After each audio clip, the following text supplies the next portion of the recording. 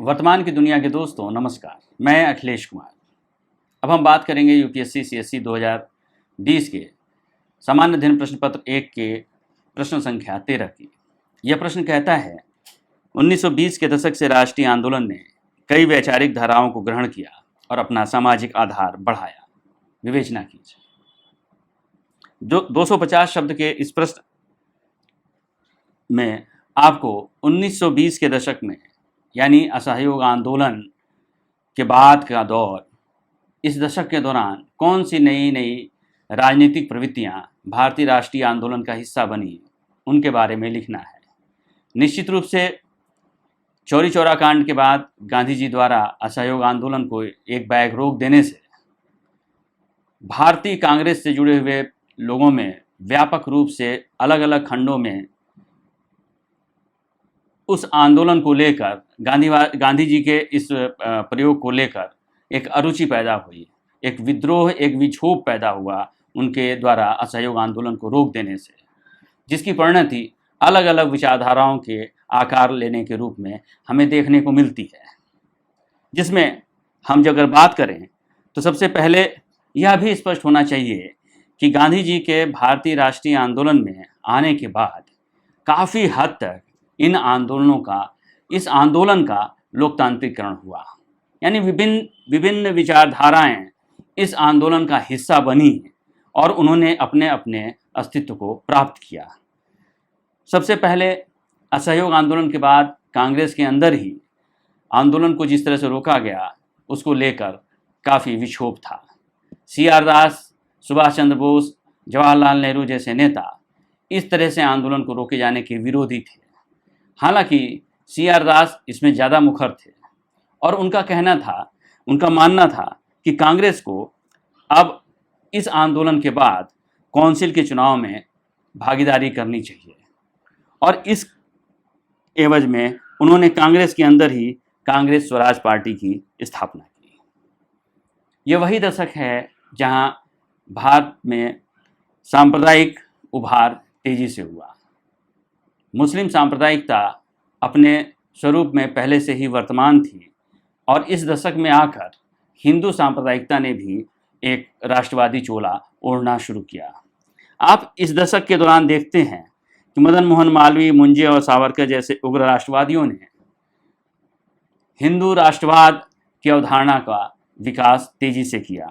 1924 में हिंदू महासभा की स्थापना और 1925 में RSS यानी राष्ट्रीय सेवक संघ की स्थापना इसी परिप्रेक्ष्य में की गई थी। यह सांप्रदायिक राष्ट्रवाद का प्रारंभिक चरण था जो अपने उग्र रूप में और सांगठनिक रूप में सबके सामने आया। यह दशक भारत में क्रांतिकारी आतंकवाद के नाम से जाने जाने वाले क्रांतिकारी आंदोलनों का भी दशक है। इसी दशक के दौरान 1928 में भगत सिंह और उनके साथियों ने मिलकर हिंदुस्तान सोशलिस्ट रिपब्लिक आर्मी का गठन किया। यही वो दशक है जहां बंगाल में सूर्यसेन ने क्रांतिकारी आंदोलन के जरिए ब्रिटिश सत्ता को पलटने की कोशिश की। यही वो दशक है जब गांधीवादी प्रयोगों से युवाओं का मोह भंग हो रहा था और कांग्रेस के मौखिक उग्र परिवर्तनवाद के खिलाफ एक धारा तैयार हो रही थी जो क्रांतिकारी परिवर्तन को सपोर्ट कर रही थी, जिसका काफ़ी हद तक झुकाव वामपंथी आंदोलनों की ओर था या वामपंथी विचारधारा की ओर था जो रूस की क्रांति से प्रभावित थी। यह दशक भारत में साम्यवादी आंदोलन का भी दशक है और इस दशक के दौरान 1925 में भारत की कम्युनिस्ट पार्टी की स्थापना हुई और 1926 में वर्कर्स एंड पीजेंट पार्टी का गठन हुआ। यानी भारत में विधिवत कम्युनिस्ट आंदोलन की शुरुआत इस दौर में देखने को हमें मिलती है। यही वह दशक है जब अंबेडकर भारतीय स्वतंत्रता आंदोलन और भारतीय राजनीति का हिस्सा बने। अंबेडकर ने दलितोद्धार और छुआछूत के खिलाफ बहिष्कृत हितकारिणी सभा का 1924 में गठन किया और पेरियार ने 1925 में आत्मसम्मान आंदोलन का गठन किया। यही वह दशक है जिस दशक में अकाली दल का भी गठन हुआ। सिखों को आवाज़ देने और उनके जरूरी विशेषाधिकारों को प्राप्त करने की कवायद इस दशक में हमें देखने को मिलती है।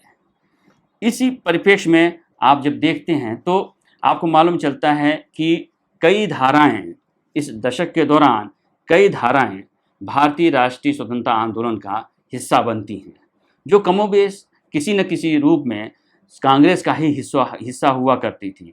चाहे वो कम्युनिस्ट पार्टी हो, चाहे वो हिंदू महासभा और आरएसएस के वह लिबरल लोग हों, वह लोग हों जो सांप्रदायिक राष्ट्रवाद में विश्वास करते थे, चाहे वो क्रांतिकारी हों जो कांग्रेस की उग्र परिवर्तनवादी जो राजनीति थी, जो मौखिक राजनीति थी, उसके खिलाफ थे और क्रांतिकारी परिवर्तन के पक्ष में आ रहे थे। ये सारे के सारे लोग नए नए तरह के संगठन के रूप में, नए नए तरह के वैचारिक रूप में, चाहे वो अंबेडकर और पेरियार जैसे लोग हों जिन्होंने अछूतों की समस्याओं को उठाना शुरू किया और जिनकी गांधी जी की समझ के साथ जिनका विरोध था, यह सारे आंदोलन इस दशक के दौरान हमें उभरते हुए देखने को मिलते हैं। इसी परिप्रेक्ष्य में इस प्रश्न को हमें लिखना होगा। और अंत में आप ये लिख सकते हैं कि 1920 और उसके बाद का दशक निश्चित रूप से एक ऐतिहासिक कालखंड था, जिसमें विभिन्न विचारधाराएं और वर्ग राष्ट्रीय आंदोलन में शामिल हुए, जिन्होंने इसे जन आंदोलन बनाने का काम किया। अगर वर्तमान की यह पहल आपको पसंद आई हो तो हमारे वीडियो को लाइक करें और चैनल को सब्सक्राइब करें। शुक्रिया।